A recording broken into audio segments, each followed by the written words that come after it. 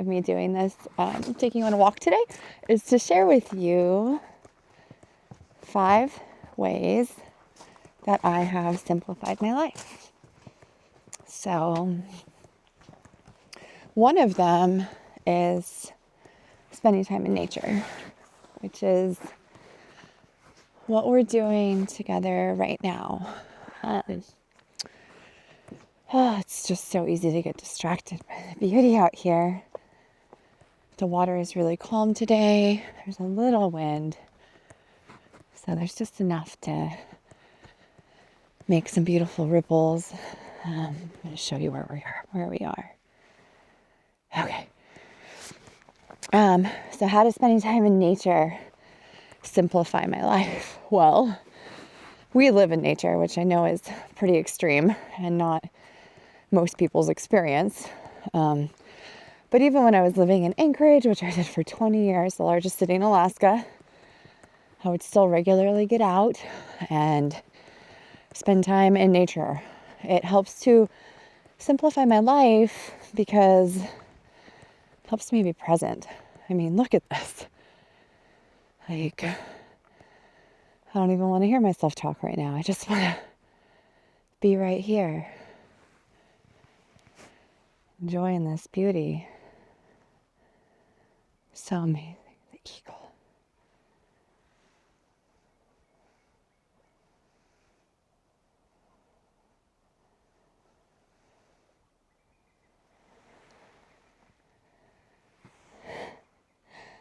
I love it when the eagles talk.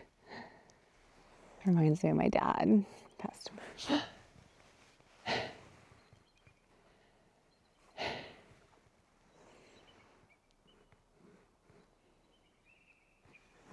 To share that.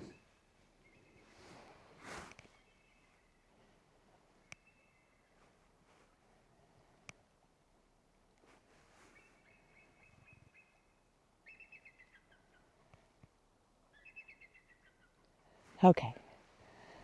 Spending time in nature. Oh my gosh. I'm really going for it. It just brings me so into the present. It also helps me stay connected and grounded. Sorry, the sun is super bright. My eyes are mostly closed. And the reason that it's important to stay connected and grounded is if I'm not, then my energy is just all over the place. And I don't know, it's just not as nice of an existence for myself or anybody around me. So anyway, nature, connecting to the present, helping to slow down, to be in silence, to be in stillness, and which is a nice segue into the second reason, or the second way that I have simplified my life is by following inner guidance. And inner guidance, for me, you do need to practice that stillness, and you do need to practice that quiet time so you can actually hear it. And so you know what is your truth. And when you live in your truth and you live following your own inner guidance, like your intuition or your inner knowing, that gut feeling that you may have, have you ever worked a job you hated? And just like what a suck that was for your energy and just for your life, and knowing that you weren't in alignment with who you are and how you're meant to express yourself or what gifts you're meant to use in this lifetime. So yeah, right there, when you don't follow your inner guidance, it complicates your life like crazy. I do have to say that if you haven't been living in your truth and if you haven't been following inner guidance, then the transition into that state might feel a little bumpy. There might be some big shifts and it might be really uncomfortable. That's why a lot of people don't do it. But I'll tell you what, there's a lot of peace and freedom and beauty on the other side of it. And I love personally and professionally with my intuitive coaching. I love helping guide people through that transition in their life. So anyway, so following inner guidance, which for me, it's easier to do when I spend time in nature because I'm able to practice that stillness and just be present. Yeah, I'm going to take you down. This is where we used to have to come to talk on the phone before we got connected. And it's pretty beautiful.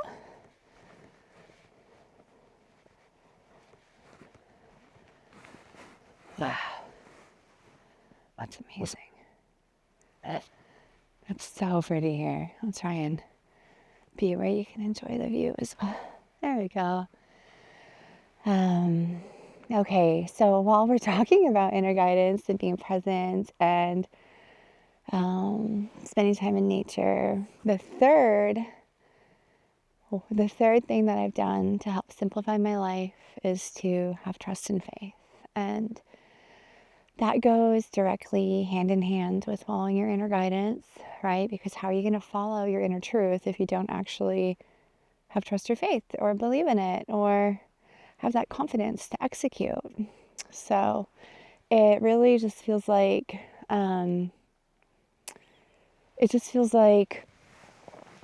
if you don't have trust and faith, then you think you're in control. And if you think you're in control, then you have an enormous amount of pressure. And if you carry around that weight and that pressure, then you're not able to actually connect with yourself and your own truth. And by having trust and faith, you get to flow in life and not experience so much friction and so many roadblocks. And it really opens you up to be able to experience this life in a way that is divinely supported into a space of flow and ease. And even when tragedy strikes and, there's conflict in your life or whatever, because things come up on this human experience, even when that happens, we are truly able to just be present and flow through it, knowing that we are supported and we are guided. When we live in fear instead of faith, then we are driven in ways that contribute to our own mental and physical and spiritual sickness. And in order to really clear that, it's so integral to have faith and to have trust and to not try to control every single thing, to do a gut check before you make any decision.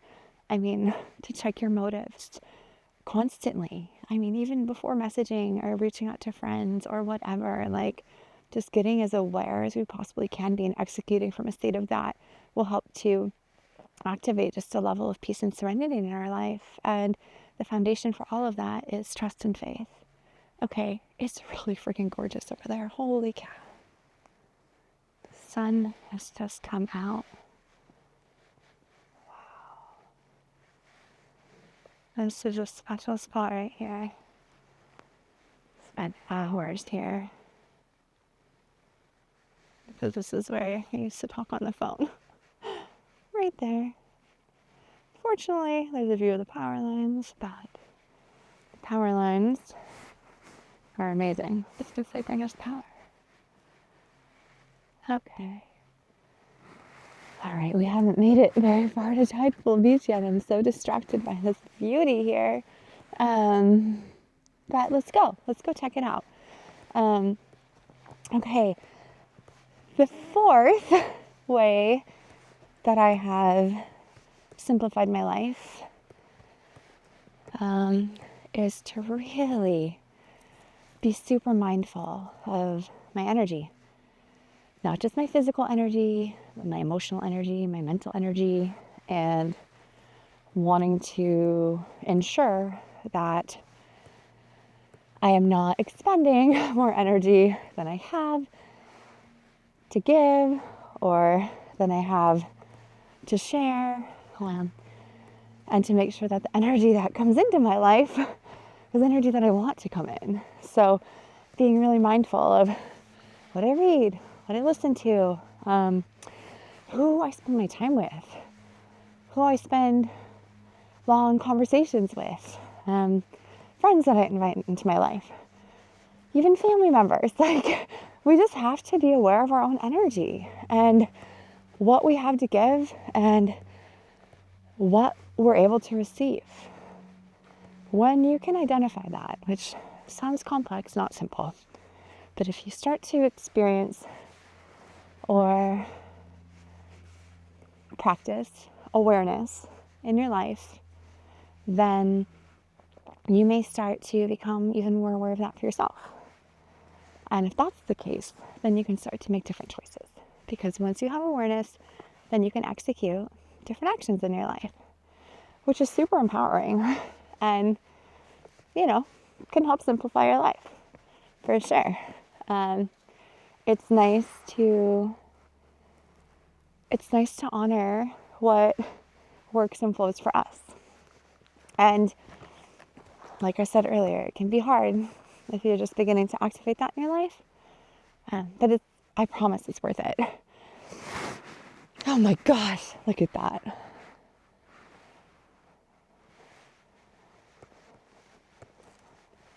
That is so pretty right now with the sun.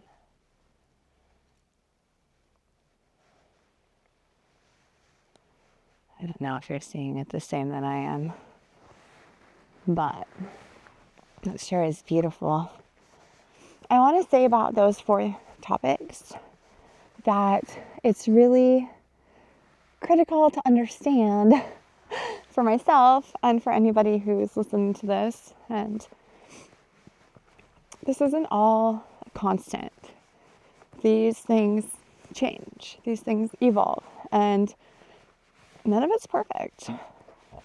Of course, at times I make decisions that aren't really in support of a more simple life and expend my energy more than I should. But that's just part of the experience. That's how we learn. That's how we grow. That's how we experience life. It's just a pretty fluid thing.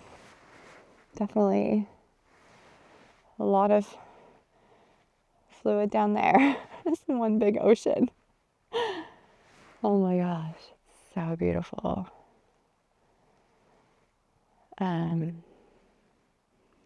These are all pretty spiritual in nature.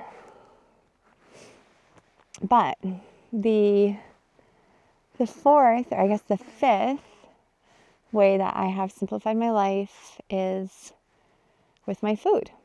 I used to eat little bits all the time and was always hungry, because when you just eat like the easiest food to eat, usually doesn't keep us full for very long. And so I was on a really icky cycle with it a couple years ago, where I was lifting a lot of weights and had a ton of muscle mass, but just could not keep the food in my body long enough to give me energy or something. I don't know. It wasn't enough. And I knew that it was hormonal in nature, because my body was used to breaking down more carbohydrates, which is just a quick energy burn, and it doesn't last very long. So it's not satisfying at all. So I did a fast, a 3-day fast, 72-hour fast. It actually was more like 90 hours, but you only need to do 72 hours in order to recalibrate your hormones, as far as the ones that impact your insulin resistance or your insulin output and your lutein and just other hormones that help give you the signs that you're hungry, or that encourage you to eat more sugar and carbohydrates. So 72 hours completely clears that out, and it's a bit of an uncomfortable process, but it felt really good afterwards. And then basically went into a state of eating inspired by Scott and what he's had taught me, where you just eat during a small window. And most of the time that's in the evening. For me, myself, I do better from 2 to 3 p.m., maybe 4 into the evening, instead of just eating at night like he does. That's just how my body works. But still, not waking up and thinking, oh my gosh, I have to eat breakfast and I have to pack a lunch because we're going to be out. And oh my gosh, what if I bonk while we're out on that hike? Or pulling the crab pot or whatever. It's just so much more simple. It's like drink some water, get your tea, and be on your way. And yeah, if I'm going to be out for the whole day, I'll pack an apple and some nuts or something for the afternoon or evening, and then have a really meaty and fatty dinner. And that is what feels good. And it's just been super helpful. It has simplified my life drastically because food used to be such a burden. And now it's like, oh, you just don't have to eat that much and as much. And you can eat in a smaller window during the day, so it doesn't become such a focal point of your life. Of course, I enjoy the community and the culture of sharing food with people. I enjoy our dinner time. It's special. It's the one meal that we eat. And then we eat together. So I understand, especially with my history of being a nutrition coach and helping people with that for so many years. I totally understand that food is so much more than just the energy and the nutrition. So it's about finding that balance that works for you and understanding that the influences of others in your life, although they are important, what is truly the most vital and critical is to check in with yourself and see what works for you, because everybody is impacted differently by food, by sleep, by fitness, by stress. So it's just a personal journey, and taking that time, that quiet, that stillness in nature, being present, checking in with your own energy, making sure that you are staying within your own bounds in that realm and that you're following your own truth and having trust and faith in the process. I mean, those 5 things right there really, truly can simplify your life in a magical, blissful, still way. And if you're taking care of your body, whatever way that is for you, for me, it's the fasting and the activity and sleep and low stress. Those things, if you activate those for yourself, whatever works for you, then you will also have a simplified life. Because when your internal balance and chemistry is feeling better, then you have more energy to give. You have less mood swings and ups and downs. So yeah, it all just goes hand in hand, It's just like each decision that we make in life, there's a compound effect, there's a ripple effect, and it's not all or nothing. So, and if you had a bad day, it's okay. It doesn't have to be a bad week or a bad month or a bad year. If you had a bad year, it's okay. If you had 5 bad years, it's okay. And then also, what is bad and what is good. We don't need to judge that. So just follow your heart. Thank you for sharing the journey as we follow ours.